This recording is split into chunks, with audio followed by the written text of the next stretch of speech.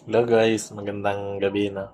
So, napansin ko lang no, marami masyado nagtatanong na sa akin ulit ng Rhode Island Red no. So, nakita siguro nila na magandang klase yung inaalok ko no. So, F1 Superior po no ng Dominant CC yung ating inaalok dati na Rhode Island Red. Pero as of now po, sold out talaga at hindi tayo makapag-ship ng galing sa kabilang isla or yun sa via Lucena po, no?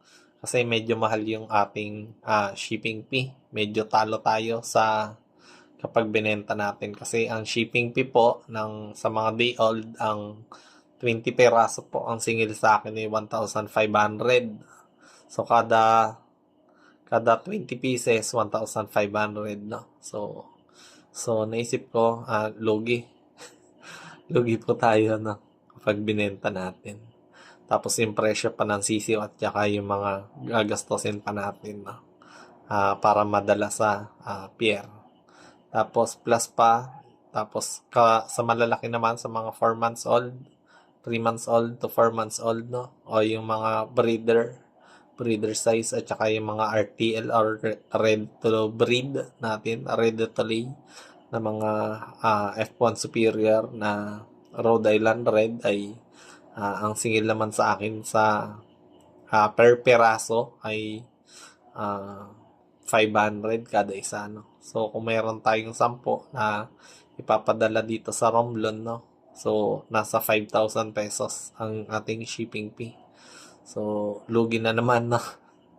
So, kaya sana maunawaan nyo din, no? Kapag medyo mataas ng konti yung ating presyo ng mga inaalok na breed kasi hindi biro yung shipping fee na ginagastos natin sa ating mga courier na ginagamit, no?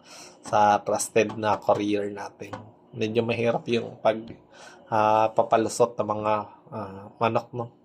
So, wala naman yung mga papeles kaya less gastos na pero still 500 each kahit po sa darag no natin 500 each ang singil sa akin sa shipping no.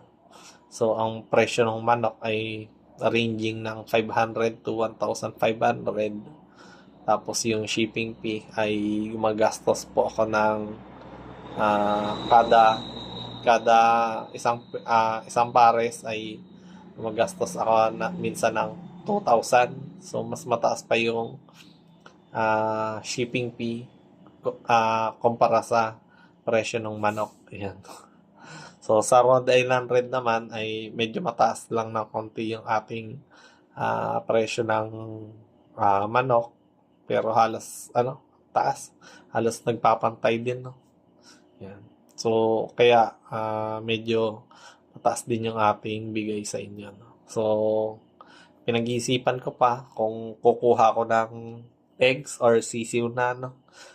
Sa eggs naman ang bigay sa akin sa shipping ay kada dalawang tray ay 500.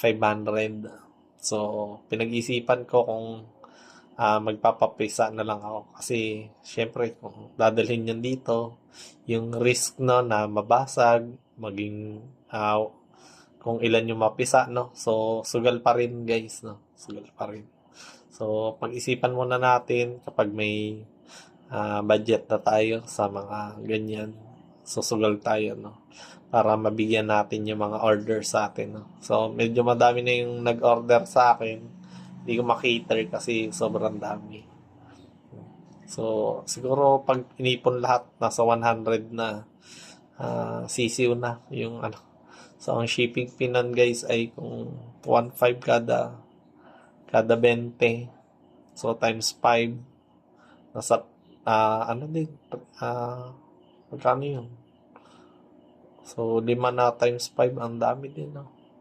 Papatak na 10,000 pesos din ang shipping. So, yan. So, yun lang muna mga kateknik. In-update ko lang kayo, no? At saka, dati, ang dami kong Rhode Island Red. Inaalok ko, walang bumili.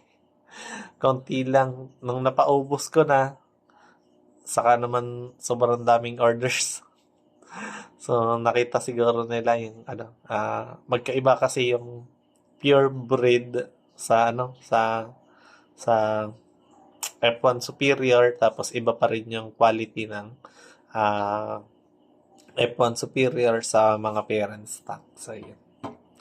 So, yun lang muna mga kateknik. Bye-bye.